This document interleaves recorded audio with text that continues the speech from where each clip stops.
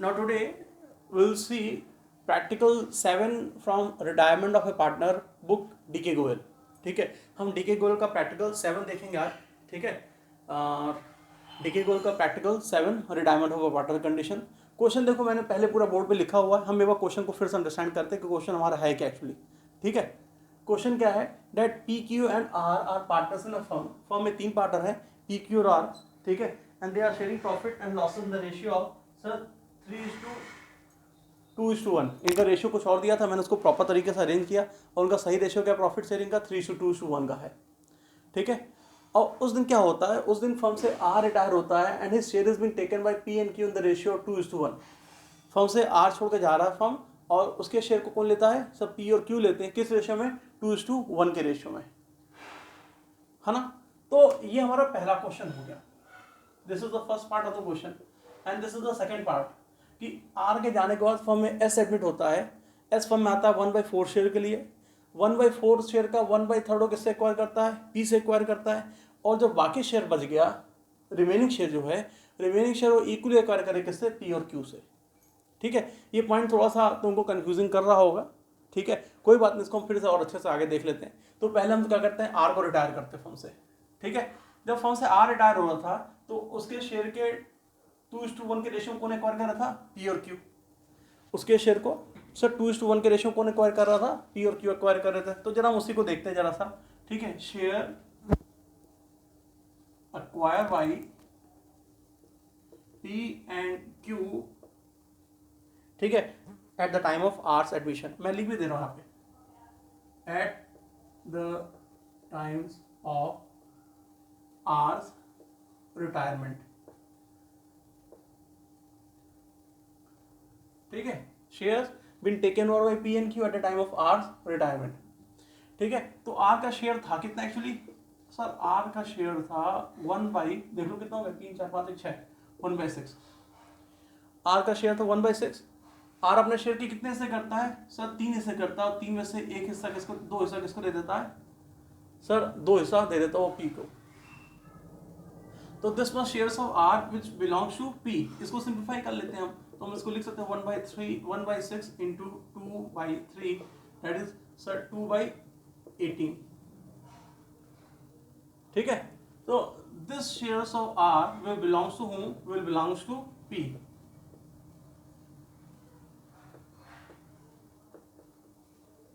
है ना, ये जो आर का शेयर है ये किसको बिलोंग करेगा, ये पी को बिलोंग करेगा.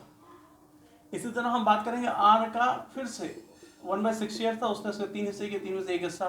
तो ये एक हिस्सा किसको दे रहा है, वो दे रहा है क्यू को. दे रहा है ना, एक हिस्सा किसको दे रहा है, वो दे रहा है एक हिस्सा क्यू को. तो तुम यहाँ पे फाइंड आउट कर सकते हो बड़ा आराम से. That is what, that is 1/6 into 1/3 is equal to 1/18. है ना, बिलोंग्स टू क्यू. ये शेयर किसको बिलोंग करता है, सर 1/18 शेयर क्यू को बिलोंग करता है ना. Now we can easy do the calculation on new profit sharing ratio at the time of R's at retirement. है ना, हम बड़े आराम से न्यू रेशियो का कैलकुलेशन कर सकते हैं. C calculation of new profit sharing ratio. मैंने यहाँ लिख दिया calculation of new profit sharing ratio. ठीक है, देखो पीज न्यू शेयर.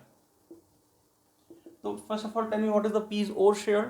पी का ओल्ड शेयर कितना था, तो तुम कहोगे सर पी का ओल्ड शेयर जो था वो था 3/6, है ना.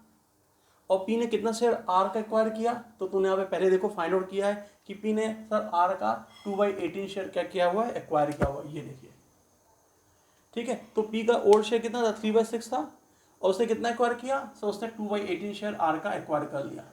आप दोनों को ऐड कर लोगे, आपको पी का न्यू शेयर मिल जाएगा. In the same way you can also find Q's new share. तो क्यू का न्यू शेयर कैसे फाइंड करोगे,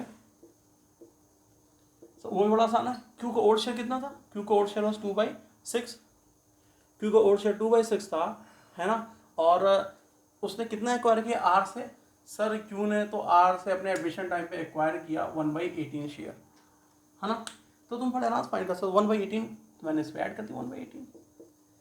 आप इनको क्या करेंगे, ऐड कर लेंगे, तो आपको पी और क्यू का न्यू शेयर मिल जाएगा आर के रिटायरमेंट के टाइम पे. मैंने ऐड कर लिया बड़े आराम से. इनका एलसीएम कितना आएगा, तो एलसीएम विल बी 18 ओनली, है ना.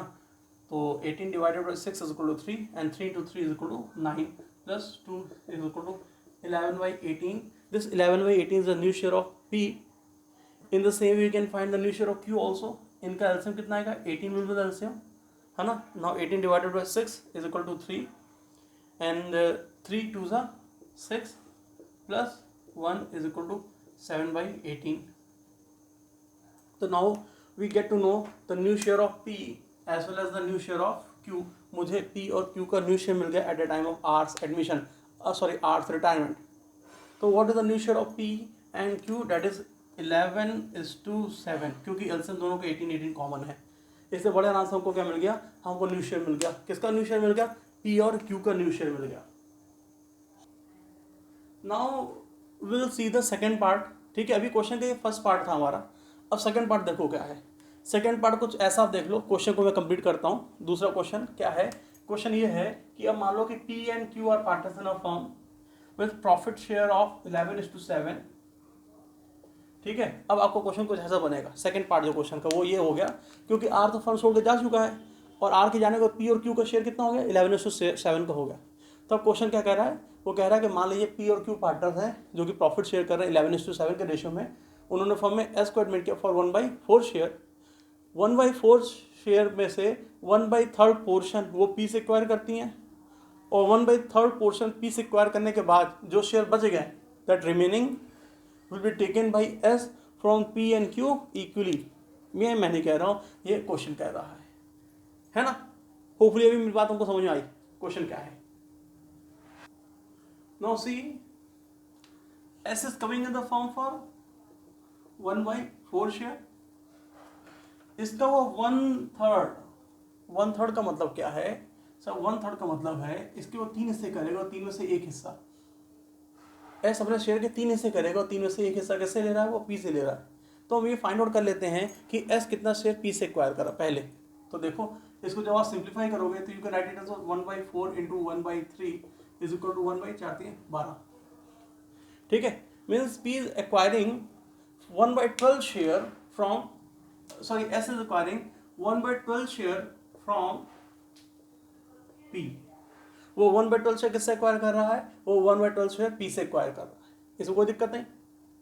अब देखो, ठीक है, will find the remaining share of S. मतलब उसने 1/3 ना, 1/3 कितना आ रहा था? तुमने देख लिया 1/3 आ रहा था 1/12.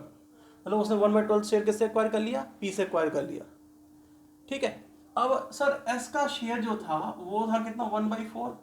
और उसने क्या किया? उसने 1/12 ऑलरेडी एक्वायर कर लिया फ्रॉम P. उसने 1/12 किससे एक्वायर कर लिया? उसने 1/12 एक्वायर कर लिया किससे? P से. और ध्यान से देखो तो बचा कितना शेयर? S का. तो इसको बड़े आराम से तुम देख सकते हो. उसका एलसीएम कितना हो जाएगा? इसका LCM will B 12. 3 minus 1 is equal to 2/12. This is the remaining share, है ना. 3 हिस्से हुए थे तो 1/12 उसने P से एक्वायर किया. बचा कितना सर? 2/12. और वही बोल रहा है that the remaining that is 2/12 share will or 2/12 he acquiring आधा from P, that is 1/1 from P and 1 from Q, है ना. तो अब सर इसको भी फाइंड कर लेंगे कि out of this 2/12 share how much he is acquiring again from P. ठीक है, remaining share, ठीक है, remaining share which is acquired by P is how much? Sir 2/12 का आधा मीन्स 2 करेंगे और उसमें से 1, तो कितना हो जाएगा? आप इसको सिंप्लीफाई करोगे 2/12 into 1/2 is equal to 2/24. It means sir P और आगे लिख देते हैं एंड Q. तो it means again he will acquire sir 2/24 share from P and 2/24 share from Q. यही इसका मतलब है. मेरी बात समझ आ रही है ना. अब if you want to do the calculation तो C calculation of new profit sharing ratio आप कैसे करोगे? देखो P ने 2 बार सेक्रीफाइस किया S के फेवर में. पहला सेक्रीफाइस P ने कितना किया? 1/12 शेयर किया. और खाली 1/12 शेयर ही सेक्रीफाइस नहीं किया, इसके साथ उसने क्या किया, उसने 2/24 शेयर और सेक्रीफाइस कर दिया एस के फेवर में। ठीक है, तो पी का अगर न्यू शेयर फाइंड करना है तो व्हाट वाज द पी का ओल्ड शेयर, तुमको पता पी का ओल्ड शेयर कितना, 11/18। ये देखो न्यू रेशियो के बेसिस पे देखें तो पी का ओल्ड शेयर कितना है, 11 इस कंडीशन के बेसिस देखें, सेकंड कंडीशन जहाँ शुरू हो रही है तो उसके अकॉर्डिंग पी का ओल्ड शेयर कितना 11/18 है। उसने कितना सेक्रीफाइस किया इसके फेवर में, एक बार तो सर 1/12 सेक्रीफाइस किया और एक बार कितना सेक्रीफाइस किया, 2/24 सेक्रीफाइस कर दिया, है कि नहीं, किया कि नहीं किया, है ना। यहाँ तो हम क्या करें, इसमें से इसको घटाए फिर इसको घटा दें, या तो क्या करें उनके दोनों सेक्रीफाइस को जोड़ दें तो उनको टोटल सेक्रीफाइस मिल जाएगा पी का, और पी के ओल्ड शेयर में हम क्या करें उसके टोटल सेक्रीफाइस को डिडक्ट कर लें। यही तरीका है करने का, लेंदी प्रोसेस हम अननेसेसरी क्यों ऑप्ट करें। ठीक है, एक बार पी का सेक्रीफाइस दिया है, दूसरी बार पी का सेक्रीफाइस दिया, हमने दोनों सेक्रीफाइस को जोड़ दिया, मुझे पी का टोटल सेक्रीफाइस मिल जाएगा, मिल जाएगा ना, मुझे पी का टोटल सेक्रीफाइस मिल जाएगा। और फिर मैंने क्या किया, मैंने पी के ओल्ड शेयर में से पी के टोटल सेक्रीफाइस को डिडक्ट कर देना है। तो let's find out what is the total sacrifice of P, तो मैंने यहीं पे ले लिया एलसीएम। ठीक है, तो इनका एलसीएम कितना आएगा, 24 आ जाएगा। ठीक है, नाउ 12 2 ज़ा 24, 2 + 2 is equal to 4/24। This 4/24 is what, this 4/24 is total sacrifice of P. ये पी का क्या हो जाएगा, ये पी का टोटल सेक्रीफाइस हो जाएगा। क्लियर है।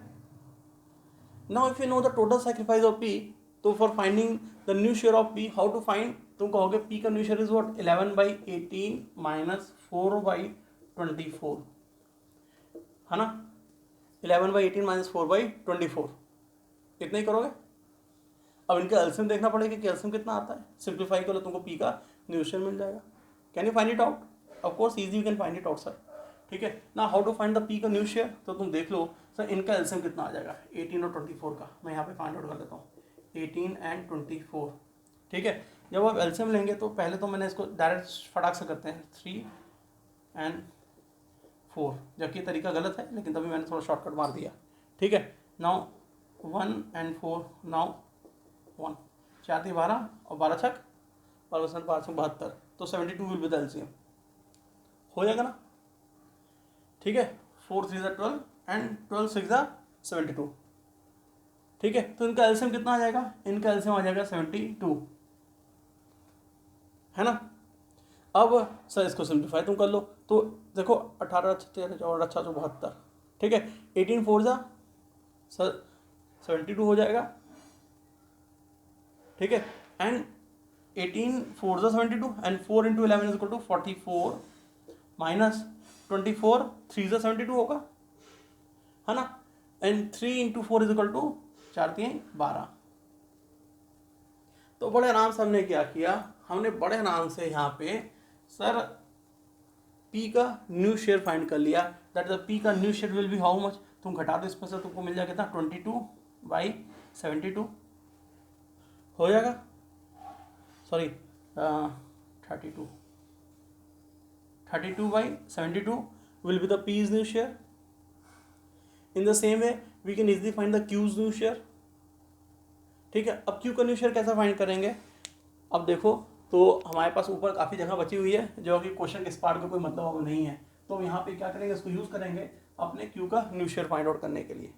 तो ना how to find the Q's new share, see what is Q का ओल्ड शेयर, Q का ओल्ड शेयर इज 7/18,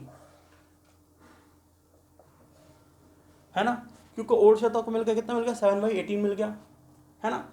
और Q ने कितना सेक्रीफाइस किया इन फेवर ऑफ S, तो तुमने ये भी फाइंड किया है sir 2/24 remaining share which is acquired by P and Q, या तुम इसको कह दो सेक्रीफाइस शेयर कह दो, थोड़ा आसान रहेगा समझने में, अगर तुम यहाँ पे लिख दो तो सेक्रीफाइस शेयर। ठीक है, सेक्रीफाइस शेयर ऑफ, तो इसको ऐसे कह, sacrifice share of P and Q which is acquired by whom, S।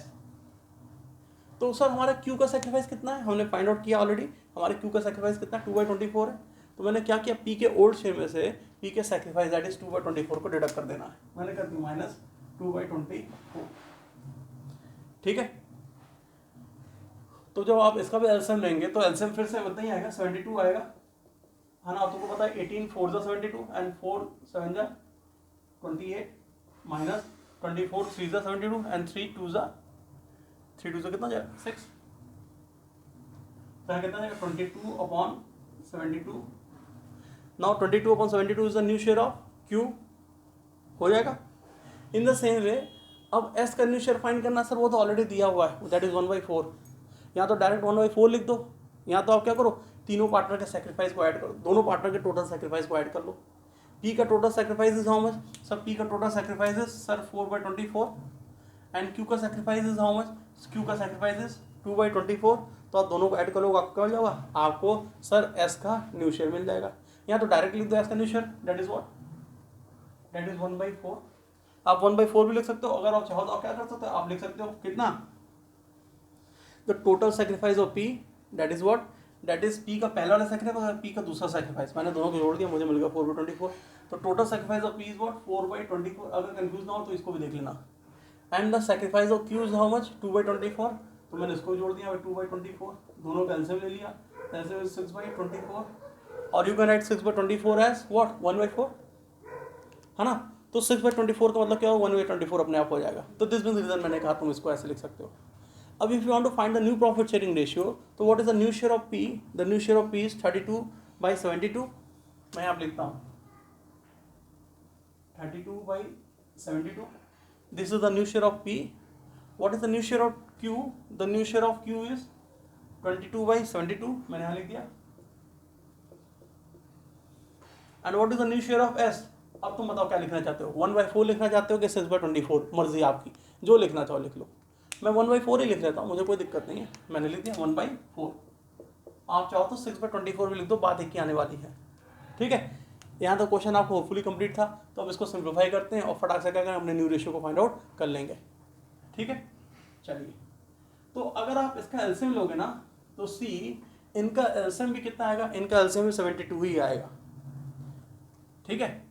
इनका एलसीएम कितना आएगा 72 आएगा। 32:22 अब यहाँ क्या लिखोगे, तो डिवाइड करो, 72 divided by 4 is equal to कितना हो जाएगा, 38 18 आ जाएगा। तो मैंने यहाँ लिख दिया 18 इंटू 1, देखो 72 divided by 4 is equal to 18 and 18 into 1 is equal to 18 आ जाएगा, ठीक है। तो the new ratio what, the new ratio will be sir 32:22:18। तुम 32:22:18 भी लिख सकते हो। यहाँ तो तुम देखो तो ये नंबर किससे सिंप्लीफाई हो रहा है, मुझे लग रहा है 2 से सिंप्लीफाई हो जाएगा, ठीक है। 2 से तुम चाहो तो उसको क्या कर सकते हो, कम्प्लीटली सिंप्लीफाई भी कर सकते हो। देखो 2 9 जा 18, 2 11 जा, ठीक है 22, ठीक है, एंड 2 16 आर 32। तो what is the new profit sharing ratio, the new profit sharing ratio will be sir 16:11:9, है ना। आपका न्यू रेशियो क्या हो गया, आपका न्यू रेशियो आपको मिल गया, दैट इज 16:11:9। सी अगर हम इलस्ट्रेशन 8 एंड ऑनवर्ड देखें तो वहाँ पे गेनिंग रेशियो का कैलकुलेशन बोल रहा है। रिटायरमेंट के टाइम पे गेनिंग रेशियो के लिए जो बुक में फॉर्मूला दिया होता है वो कुछ अलग फॉर्मूला है, हम अपने फॉर्मूलों को चेंज बिल्कुल भी नहीं करेंगे, ठीक है। हमने फॉर्मूला क्या पढ़ा है, हमने ये देखा है डेट, अगर हम आपसे बात करें सैक्रिफाइसिंग रेशियो और गेनिंग रेशियो की, तो आपने देखा था, है ना, what is the formula, old ratio minus new ratio, ठीक है। और फिर सीखा था आगे कि सर अगर नेगेटिव आ रहा है मीन्स गेन, अगर पॉजिटिव आ रहा है मीन्स सैक्रिफाइस, और तुम उसके पीछे के लॉजिक को भी जानते हो, है ना। तो हम इसी चीज़ को आगे भी कंटिन्यू करेंगे, हम फॉर्मूला चेंज नहीं करेंगे। बुक क्या करेगी, बुक बोलेगी if you want to do the calculation of gaining ratio, formula change करो, तुम बोलो क्या new ratio minus old ratio. अभी तुम इस चीज़ को सीख भी जाओगे कि सर गेनिंग रेशियो मतलब new ratio minus old ratio, sacrificing ratio minus old ratio minus new ratio. लेकिन पता प्रॉब्लम कब अराइज करेगी, प्रॉब्लम अराइज करेगी आपके बोर्ड एग्जामिनेशन में। जब बोर्ड में आप एग्जाम दे रहे होगे ना, तो आपको समझ नहीं आएगा कि सर फॉर्मूला ये है कि उल्टा है, ठीक है। तो हमने फॉर्मूला चेंज नहीं करना है, हम we will work on the concept only. तो हमारे हिसाब से हमारा फॉर्मूला क्या है, हमारा फॉर्मूला रहेगा that is old ratio minus new ratio, and वही चीज़ पुरानी फिर से कि नेगेटिव आता है तो गेन और पॉजिटिव आता है तो सैक्रिफाइस। अगर नेगेटिव आ रहा है तो हम क्या कह देंगे, हम उसको गेन कह देंगे, और अगर पॉजिटिव आ रहा है तो क्या कहेंगे।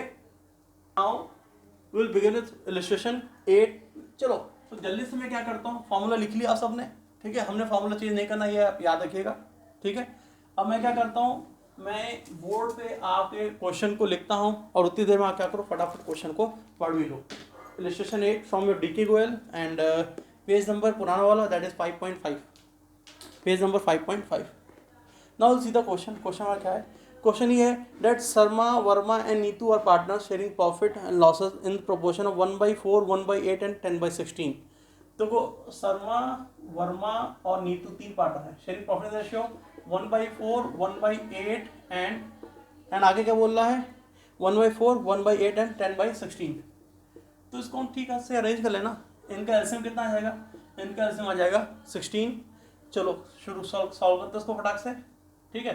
तो 4:2:10, either you can write 4:2:10 or you can write 2:1:5. This is the profit sharing ratio, ठीक है। हमने इसको क्या कर लिया? अरेंज कर लिया। हमारा रेशियो क्या आ गया सर? हमारा रेशियो आ गया 2:1:5 का, ठीक है। तो फर्म में तीन पार्टनर है, शर्मा वर्मा और नीतू, और तीनों का प्रॉफिट शेयरिंग रेशियो क्या है? तीनों का प्रॉफिट शेयरिंग रेशियो है 2:1:5। तो मैंने यहाँ लिख दिया। आप ही ऐसे ही लिखिएगा, आप परेशान मत होइएगा कि रेशियो प्रोपोर्शन अलग अलग आ रहा है। अगर ये फ्रैक्शन में आपको दिया तो आप इसको क्या करेंगे? सिंप्लीफाई करके प्रॉपर रेशियो को फाइंड आउट कर लेंगे कि शर्मा वर्मा और नीतू के बीच का प्रॉपर रेशियो क्या है। जैसे मैंने यहाँ पे फाइंड आउट किया है, हमारे हिसाब से कितना आ गया? 2:1:5 आ गया। No issue. आगे बोल रहा है calculate the new profit sharing ratio between the containing partner, ठीक है। If Sharma retires, if Verma retires, और condition C if Neetu retires, also calculate the gaining ratio in each of the following above situation. ये तो बिल्कुल वाहियात सा क्वेश्चन हो गया। वाहियात मतलब तुमको आसानी से लगेगा क्योंकि तुमने इससे टफ कंडीशन, आगे वाली कंडीशन क्या है पहले ही पढ़ ली है ना। इसमें तीन कंडीशन दी हुई है। तो अगर फर्म से क्या हो रहा है? अगर फर्म से शर्मा रिटायर होता है, ठीक है, तो शर्मा के रिटायरमेंट पर what is the new ratio between Veenu and Neetu, V and N?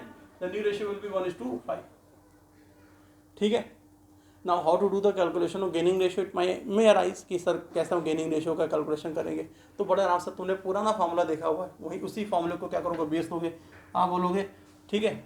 यहाँ पे लिखो कैलकुलेशन ऑफ सैक्रिफाइसिंग और गेनिंग रेशियो, ठीक है। अब सर वी का ओल्ड शेयर क्या था? तो तुम कहोगे सर वी का ओल्ड शेयर था 1/5, 6, 7, 1, 8, 8, ठीक है, 1/8 ओल्ड शेयर था। एंड वी का न्यू शेयर कितना है? तो तुम कहोगे सर वी का न्यू शेयर है 1/6, वी का न्यू शेयर इज 1/6, ठीक है। इनका एलसीएम जब तुम लेने जाओगे तो कितना आ जाएगा? 24 विल बी एलसीएम, ठीक है। मुझे पता है कि 6 के टेबल में 24 आता है और 8 3 से 24 होता है, ठीक है। 6 4 24, तो 24 विल बी एलसीएम, ठीक है। अब इसको सिंप्लीफाई जब करेंगे तो 24 divided by 8 is equal to 3 and 3 multiply by 1 is equal to 3 minus sir 24 divided by 6 is equal to 4 and 4 multiply by 1 is equal to 4। तो 3 माइनस 4 इज इक्वल टू -1/24, ठीक है। Since it is coming in negative तो ये क्या हो गया? Gain. तो gain of v is what? 1/24। In the same way will find gain of sacrifice regarding n। तो n की अगर बात करें तो देखो n का old share is what? n का old share is 5/8 and n का new share is what? That is 5/6। इनका एलसीएम फिर से 24 आ जाएगा, ठीक है। Again the same process. 3 देखो 24 divided by 8 is equal to 3 and 3 multiply by 5 is equal to 15 minus, है ना, 20 इज इक्वल टू -5/24, नेगेटिव माने गेन। तो अगर आपसे पूछा जाए what is the gaining ratio of V and N at a time of retirement of S, S के retirement के टाइम पे वी और एन का गेन कितना है, तो आप बड़े आराम से बता सकते हो। What is the gain of V N? तुम कहोगे the gain of V and N is 1:5। This is their gaining ratio. ये हमको क्या मिल जाएगा? उनका गेनिंग रेशियो मिल जाएगा, ठीक है। इसी तरह अगर हम केस, अब बी देखो, B case 2 is the homework, ठीक है। केस 2 आप घर पे कीजिएगा। हम अब सीधे क्या करते हैं? केस 3 देखते हैं। केस 3 हमारा क्या था? हमारा केस 3 ये कहता है, ये तो केस 2 1 हो गया ना, केस 3 देखते हैं। तो केस 3 हमारा क्या कहता है? केस 3 कहता है कि सर अगर फर्म से एन रिटायर हो जाए, ठीक है, कौन रिटायर हो जाए? एन मतलब नीतू रिटायर हो जाए। तो सर अगर फर्म से नीतू रिटायर हो गई तो बच्चे कितने पार्टनर? सर शर्मा बच गए और वर्मा बच गए। तो उनका रेशियो क्या हो जाएगा? 2:1 का हो जाएगा, है कि नहीं? है ना, ठीक है। तो आसानी से फाइंड आउट कर सकते हैं। अब आप उनका ओल्ड रेशियो भी जानते हो और उनका न्यू रेशियो भी जानते हो। तो चलो जल्दी करते हैं। सर शर्मा की बात करें तो शर्मा का ओल्ड शेयर कितना था, 2/5 6 7 1 8, और शर्मा का न्यू शेयर कितना है, 2/3 है ना। 2/3 इज द शर्मा का न्यू शेयर। तो आप इनका एलसीएम लोगे अभी, तो इनका एलसीएम फिर से वही 24 ही आएगा, है ना। 6, ठीक है, and 8 is equal to -2/24 is the gain of Sharma. ये शर्मा का गेन आ जाएगा। इसी तरह वहाँ से किसकी बात करते हैं सर, वर्मा की बात करते हैं। तो वर्मा का ओल्ड शेयर इज 1/8 और इनका न्यू शेयर इज 1/3। इनका LCM will be 24, 3 - 4 is equal to -1/24। This is the gain of Verma. तो आपको जब शर्मा और वर्मा दोनों का गेन पता चल गया, ठीक है, जब दोनों का गेन पता चल गया, तो what is the gaining ratio, the gaining ratio will B 2:1। Hopefully clear, इसमें कोई प्रॉब्लम नहीं है। Yes, that what I am saying, he will not change the formula. हमने फार्मूला चेंज नहीं करना, हमारा फार्मूला वही पुराना जो फार्मूला हमने अडॉप्ट किया था एडमिशन का टाइम पे for doing the calculation sacrificing ratio, will apply the same formula over here for doing the calculation of gaining ratio. और तुमको लॉजिक भी समझ आ रहा ना। मैंने शर्मा के ओल्ड शेयर से क्या किया सर, शर्मा के न्यू शेयर को घटा दिया। ओल्ड शेयर से क्या किया, न्यू शेयर को घटा दिया। अब हमारा क्वेश्चन जो आ रहा है, जो रिमेनिंग आ रहा है वो निगेटिव कब आएगा, हमारा जो रिमेनिंग आ रहा है वो निगेटिव तभी आएगा जब न्यू शेयर क्या होगा, ये ज़्यादा होगा, और ओल्ड शेयर क्या होगा, कम होगा। मेरी बात समझो ध्यान से। मैंने शर्मा के ओल्ड शेयर से क्या किया, न्यू शेयर को घटा दिया, और जो क्वेश्चन आ रहा है वो क्या आ रहा है, निगेटिव। निगेटिव कब आएगा, वो निगेटिव तभी आ सकता है जब न्यू शेयर क्या हो, ज़्यादा हो, और ओल्ड शेयर क्या हो, कम हो। देखो यहाँ 2 प्लस, यहाँ पे 1 प्लस। अगर न्यू वाला ज़्यादा है, ओल्ड वाला कम है ना, ओल्ड शेयर कम है, न्यू शेयर ज़्यादा, तभी हमको यहाँ पे क्या मिलेगा, पॉजिटिव। अगर ओल्ड कम है, न्यू ज़्यादा है, इसका मतलब क्या है, इसका मतलब शर्मा पहले से गेन कर रहा है। तो आपको कॉन्सेप्ट को अंडरस्टैंड करना, आपको लॉजिक को अंडरस्टैंड करना है, ठीक है। और यहाँ पे ना हम माइनस साइन को इग्नोर कर देंगे। यहाँ माइनस, यहाँ माइनस पढ़ाओ, हटाओ, कैंसिल हो गया। हमने खाली किस पे फोकस करना है, हमने फोकस करना है यहाँ पे गेन पे और सेक्रीफाइस पे। यहाँ पे माइनस साइन का इंपॉर्टेंस खाली गेन और सेक्रीफाइस को जानने के लिए है। माइनस में आया तो गेन कह दोगे, प्लस में आया तो क्या कह दोगे, सेक्रीफाइस कह दोगे। होपफुली क्लियर है। तो प्लीज़ किसी तरह का कोई चेंज मत कीजिएगा फॉर्मूले में, आप बस ऐसे आराम से सॉल्व कीजिएगा, आपको कोई दिक्कत नहीं आएगी, ठीक है। चलो, so now will see illustration 12 from a DK given. और ये क्वेश्चन इसलिए देख रहे हैं क्योंकि क्वेश्चन एनसीईआरटी में आया हुआ है, ठीक है। तो जब तक मैं क्वेश्चन बोर्ड पे लिखता हूँ उतनी देर में आप क्या करेंगे, आप क्वेश्चन को पढ़ भी लेंगे, ठीक है। जल्दी देखते हैं क्वेश्चन हमारा क्या है। एनसीईआरटी का क्वेश्चन है that A B and C are partner sharing profit and in the ratio 3/8, 1/2 एंड 1/8। तो मैंने तुमको पहले कहा 3/8, 1/2 एंड 1/8 अगर दिया हुआ है तो उसको पहले प्रॉपर रेशियो में अरेंज कर लेंगे। तो चलो जल्दी से अरेंज करते हैं। इनका एलसीएम कितना हो जाएगा, एलसीएम विल बी 8, तो 3:4:1 हो जाएगा ना, बड़ा आराम से आ जाएगा, 3:4:1। तो नाउ अब क्वेश्चन हमारा कैसा है, अब क्वेश्चन हमारा ये कह रहा है that A B and C are partners in a firm sharing profit in the ratio of 3:4:1। हम लोग 3 पार्टनर हैं जो क्या करें, जो प्रॉफिट शेयर करें 3:4:1 के रेशियो में, ठीक है। ए रिटायर्स, ए फर्म से रिटायर हो रहा है, ठीक है। A retire and surrender 2/3 of his share in favour of B, 2/3 of a share in favor of B and the remaining in favor of C, remaining in favor of C. Calculate new ratio and the gaining ratio. आपको क्या करना है, आपको new ratio का और gaining ratio का calculation करना है ना। तो अब तो आराम से कर सकते हो, कोई दिक्कत नहीं है, बस आपको समझना है एक बड़ी इंपॉर्टेंट चीज़, है ना। अगर 2/3 बोल रहा है कि A B and C are partners in a firm sharing profit in the ratio of 3:4:1। A retires from the firm, A firm छोड़ के जा रहा है and at the time of as retirement he is sacrificing 2/3 of his share in favour of B. अगर वो अपने share 2/3 का मतलब क्या है कि वो अपने शेयर के 3 हिस्से करेगा और 3 में से 2 हिस्सा किसको दे देगा, 3 में से 2 हिस्सा को दे देगा बी को। मैं नहीं कह रहा हूँ, क्वेश्चन कह रहा है that A retires and is sacrificing 2/3 of his share in favour of B.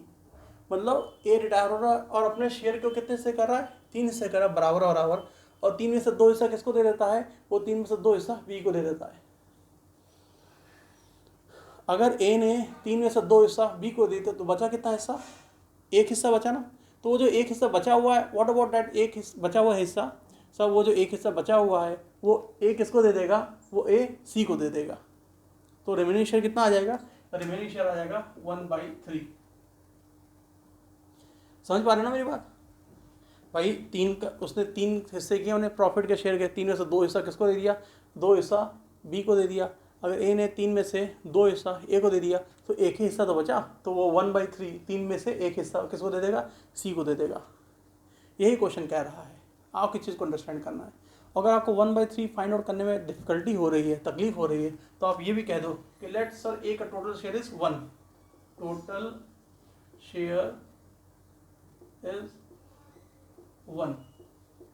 अगर ए का टोटल शेयर 1 है, ठीक है, उसने कितना सेक्रीफाइस किया बी के फेवर में, sacrifice in favour of B कितना किया, 2/3 किया। तो can you find the remaining share,